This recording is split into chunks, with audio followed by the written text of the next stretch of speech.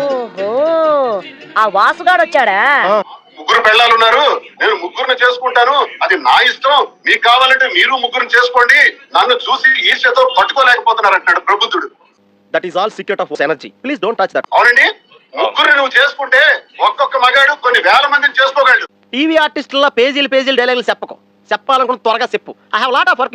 ఒకే స్త్రీని పెళ్ళాడి ఒకే స్త్రీతో జీవిత పద్ధతి, సంస్కారం, హిందూ మతం, తెలుగు వాడిగా ఏకపత్ని వ్రతం, మన మతం ఏకపత్ని వ్రతం. ఒకే స్త్రీని పెళ్ళాడి ఒకే స్త్రీతో జీవితం పూర్తి చేయడం అన్నది మన తాలూకా సాంప్రదాయం. ఆ సాంప్రదాయానికి తూట్లు పొడిచినటువంటి నీచుడు పవన్ కళ్యాణ్. పవన్ కళ్యాణ్ గారి విషయంలో బాగా ఆలోచిస్తే ఆయనకే పరిస్థితులు ఎలా దారి తీసాయో మనకేం తెలుస్తుంది. ఇప్పుడు నా దగ్గరికి వచ్చింది కాబట్టి సమస్య నాకు అర్థమైంది. ఇప్పుడు సమస్య నా వరకు వస్తే నాకు అర్థమైంది కాబట్టి ఆయనకే పరిస్థితులు ఎలా దారి తీసినాయో మనం ఎలా చెప్పగలుగుతాం? అచ్చి బాబోయ్, దోస్ బెల్లె తిరగేసింది.